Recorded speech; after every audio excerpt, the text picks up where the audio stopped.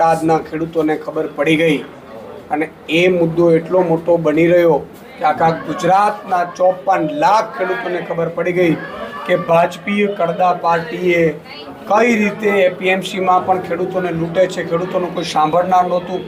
ખેડૂતો પહેલે ભાજપ પાસે ગયા, ભાજપના મંત્રીઓ પાસે ગયા, મુખ્યમંત્રી પાસે ગયા, તત્કાલીન કોંગ્રેસના નેતાઓ પાસે પણ ગયા, પરંતુ આ કડદાઓ બંધ થયા નહીં।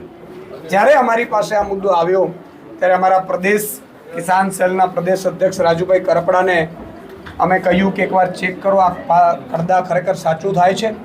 જ્યારે બોટાદમાં જાય છે, હજારો ખેડૂતો એકઠા થાય છે, હજારો ખેડૂતોએ જોયું કે ભાઈ અમારા માટે કોઈ અવાજ ઉઠાવવા, સેટિંગ વગર અવાજ ઉઠાવવા અહીંયા આવ્યા છે। એટલે જ ભાજપી કડદા પાર્ટી જોતી રહી ગઈ। પણ એમાં ભાજપી કડદા પાર્ટીની બુદ્ધિ ન ચાલી।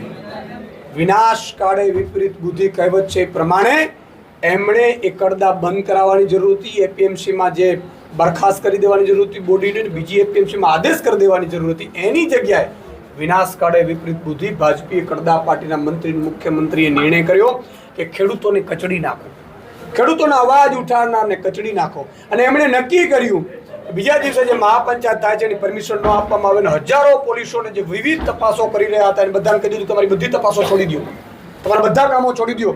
માત્ર ને માત્ર આમ આદમી પાર્ટીના કાર્યકર્તાઓ અને ખેડૂતોની પાછળ રહી જાઓ અને બધી પોલીસને બધું કામ છોડાવડાવીને માત્ર ને માત્ર આમ આદમી પાર્ટીના ખેડૂતોને આમ આદમી પાર્ટી નેતાઓ પાછળ લગાડી દીધી।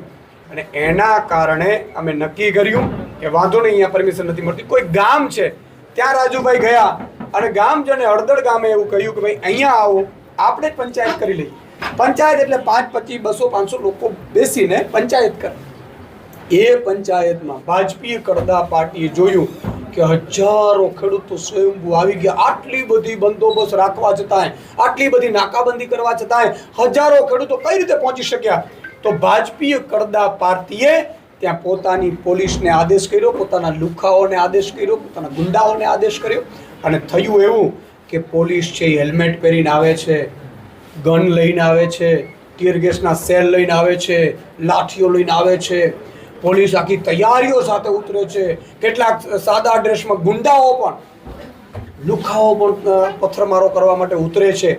સામાન્ય પ્રજા, આમ જનતા, ખેડૂતો જ્યારે રાજુભાઈ સંબોધી રહ્યા હતા, સાંભળી રહ્યા હતા, એની વચ્ચે વિક્ષેપ પાડીને બર્બરતાપૂર્વક અત્યાચાર કર્યો, લાઠીચાર કરી, પથ્થરમારો કર્યો, લોકોને ઉશ્કેર્યા અને લોકોને ઘરમાં જઈ અને જે રીતે બર્બરતાપૂર્વક માર માર્યો, આનાથી આખું ગુજરાત હતપ્રત થઈ ગયું।